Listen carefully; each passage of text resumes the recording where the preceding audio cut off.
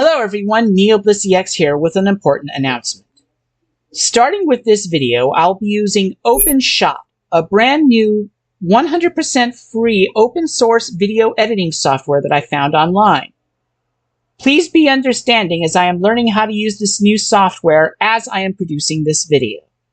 If you have any questions or comments, please put them in the description, and you can find a link to the official OpenShot website in the description.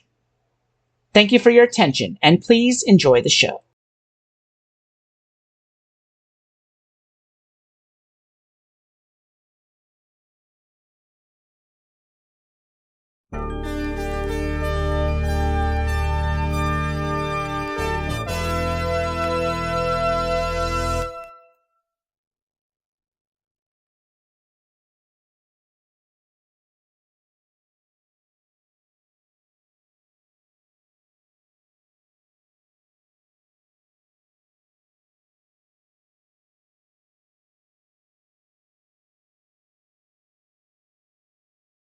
Welcome to NeoBlisseyX vs. Presents, our relaunched general content program here on the channel. While this channel is a Star Trek themed one, this particular series will focus on subjects not related to the Star Trek franchise, for example, the subject of today's video. But first, a little backstory. Recently, I produced and released the 31st episode of STARFLEET CINEMA, focusing on Star Trek talent contributions to the original 1989 to 1996 version of the sports entertainment competition series American Gladiators. For this episode of NeoBlisseyX vs. Presents, I decided to do a companion video to that episode. A total of 18 different events were created for the 1989 to 1996 version of American Gladiators. In this video, we will do an alphabetical examination of those events. Actually, Neo, there's only 17 events. Oh, that's the ship's computer of the USS Yagami, the ship I am coming to you from. Yagami, will you please explain what you mean? Of course. Due to the fact that there are so many design variations of the Eliminator obstacle course seen at the end of each episode, and also factoring in the design of the Eliminator used by the original United Kingdom and International Gladiator series, I respectfully recommend the production of a separate episode of NeoBlisseyX vs. Presents dedicated especially to the Eliminator. Great idea, Yagami, thank you. We'll do exactly as the Yagami recommends. For the purposes of this video, we will do a profile on each event used on the original American Gladiator series, describing the following for each event. The length of the event's time on the show, listed as years of service in on-screen graphics. The format of play. Any time limit the event may involve. How points are scored by the contenders, listed as scoring format in on-screen graphics. And any known unique trivia facts about the event. As Yagami mentioned... Hey, Yagami, do you mind if I call you by a nickname? I don't mind. What nickname do you suggest? How about Amber? You know, after Princess Amber from Sophia the First. Amber sounds good. Let's go with that for now. Well, as Amber mentioned in her recommendation about the Eliminator, we will also profile the UK original events and event variations seen in the two International Gladiators tournaments. This is because those tournaments aired in America as part of the regular run of American Gladiators. Hell, as I mentioned in that Starfleet Cinema episode, the final episode of International Gladiators 2 was aired in America as the final episode of the actual original run of American Gladiators. We'll also have Amber do some of the entries as well. And so, with all that out of the way, let's get started. Assault, known as Danger Zone in the early episodes of the original UK series, was one of the few events on this list to survive all 7 seasons of the original American Gladiator series. However, like most if not all of the events on this list, this event did experience a few rule changes over its lifetime. In the configuration seen in Season 1A, Contenders had 60 seconds to hit the target placed to the right of the gladiator's platform without getting hit by tennis balls launched from a cannon manned by the assigned gladiator that launched those balls at a speed in excess of 100 miles per hour. There were only 4 safe zones in the 1A configuration. Station 1 was a makeshift pillbox with a rocket launcher. Station 2 was a burnt-out building with a cannon. Station 3 was a thatch bush with a glitter pistol. And Station 4 was a group of 2 oil drums with a group of 2 or 3 hand grenades, actually softballs. Hitting the white portion of the target would earn the contender 60 or 75 points depending on the round, while surviving the entire 60 seconds without getting hit by the gladiator would earn a time limit draw and 30 points. Hitting the red bullseye earned the contender maximum points, in this case 100 points. With the arena redesigned for Season 1B, the Assault event received an overhaul. There would now be 5 safe zones, with the exact weapons configuration differing depending on the season of play. A full list of the various configurations can be found at the link in the description field below this video. The course would also gain a finish line. Crossing it within the 60-second time limit and without getting hit by the gladiator would earn the contender a 4-point time limit draw. The points earned for a target hit would be reduced to 7 points for a perimeter hit of the target and 10 points for a bullseye. In Season 3, the scoring format would be changed once more to 10 points for a target hit, regardless of impact point, with 1 point awarded for each weapon successfully engaged. Crossing the finish line for a time limit draw would add a bonus point for a total of 6 points. In Season 5, an actuator would be added, which the contender would be required to activate in order to receive a time limit draw. The final scoring format seen in Season 5 would then last until the end of the series. First seen in Season 2, Atmosphere, known under the pluralized name Atmospheres on the original United Kingdom series, was an event that former American co-presenter Larry Zonko once called Rock'em Sock'em Demolition Derby. Here, contenders have 60 seconds to roll their Atmosphere vehicles, which they are loaded into at the start of play, into one of 4 scoring pods strewn across the length of the arena floor. At the same time, 2 gladiators in their own Atmospheres are charged with keeping the contenders from scoring. In the original configuration, contenders had to stop their Atmospheres in the pod for 3 seconds to earn credit for a score. This would be changed in Season 3 due to both contender and gladiator complaints of getting stuck in the pod on multiple occasions, by redesigning the scoring pods to have a black sensor that the contender must simply roll over to trigger the scoring mechanism. Between 1 and 3 points would be earned for each goal scored. The exact amount differs based on the season and exact round of play. Atmosphere was decommissioned after Season 5 in 1994, with the event Snapback, which you will learn about later in this program, taking its place in the event rotation. Under the event's British name, Atmosphere was played in Heat 4 of the Second International Gladiators Tournament under modified rules. In keeping with the 3 nations' second chance format of this particular heat, the rules were changed to the 3 contenders, each representing South Africa, Germany, and Russia, and the 3 gladiators beginning the event from a standing start instead of rolling down a ramp into the arena. Lasting for the entire run of the series, Breakthrough and Conquer is a 2-part event combining American football and freestyle wrestling. In the Breakthrough segment, contenders must get any part of an American football across the plane of the goal line without either getting knocked out of bounds or grounded by a gladiator, or losing hold of the ball. The gladiator assigned to Breakthrough must remain within the 5-yard line of a 15-yard miniature football field until the contender enters that 5-yard sector. Regardless of the contender's fate in Breakthrough, they must then move to the Conquer ring and are given 10 seconds, 15 seconds in Season 4, to remove any part of a different gladiator's body outside of the circle. If a contender is forced out of the ring, they can re-enter and try again as long as there is still time left on the clock. In Season 1A, 30, later 40 points were awarded for successful completion of a segment. If both were won, bonus points were awarded for a full maximum event score of 100 points. In Season 1B onward, the scoring format was changed to 5 points per segment 1 for a total maximum event score of 10 points. For a brief period in Season 3, the scores were reduced to 3 points per segment 1.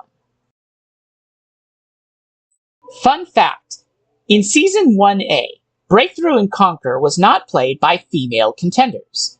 Instead, an early version of Swing Shot was played off-screen, with the event's results being relayed to the viewer by the commentators. However, as no footage of this early version of Swing Shot is known to exist, there is no official record of how this version was played, compared to the more familiar version which debuted in Season 3. Introduced in Season 5, Gauntlet tasked the contender with getting past a group of 5 gladiators and out of a half-pipe chute. The gladiators are armed with blocking pads and are allowed to reasonably impede the contender's progress. The contender has 30 seconds to do this. Clearing the chute within the time limit would earn the contender 5 points. However, if they are able to do this within 20 seconds, they would earn 10 points. It is this configuration that was used for this event in the 2 International Gladiators tournaments. For the final season of the original American series, the gauntlet was reduced to a 4-gladiator guard, with the time limit reduced to 20 seconds for 5 points and 15 seconds for 10 points. If the contender is knocked out of the chute by the gladiator, they receive no points. Introduced in the second season premiere episode, which was an alumni special with 4 losing contenders from Season 1, but not added to the regular event roster until the start of Season 2B, Hang Tough tasks the contender to travel from their starting platform to the gladiators within a 60-second time limit using a field of 55 gymnastics rings. The contender can be disqualified with no points awarded if, in the referee's judgment, they did not make enough of an effort to advance to the gladiator's platform, while the gladiator can be disqualified if they use the head or uniform of the contender to initiate a takedown. In the latter case, the contender is awarded either 5 or a full 10 points based on the severity of the offense. If the contender makes it to the gladiator's platform within the time limit, they receive 10 points. Remaining on the rings for the full 60 seconds without falling or being pulled off earns a 5-point time limit draw.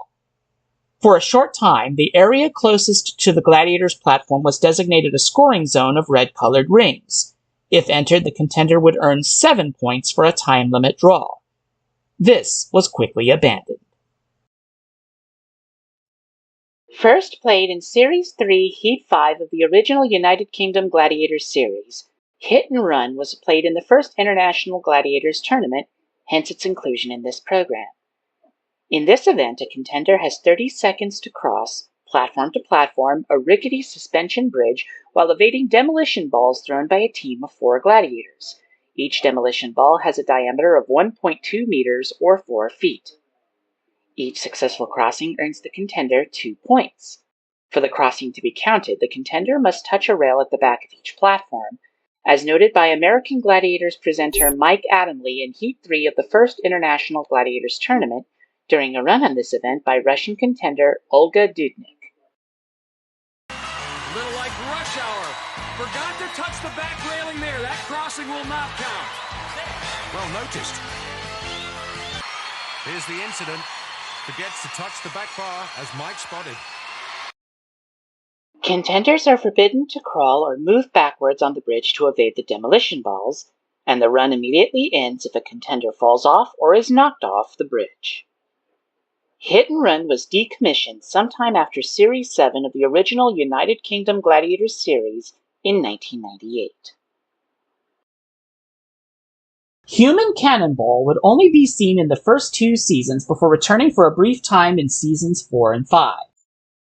In the Season 1A configuration, each contender takes on 3 different gladiators, 1 per swing, by swinging on a rope towards the gladiator's platform.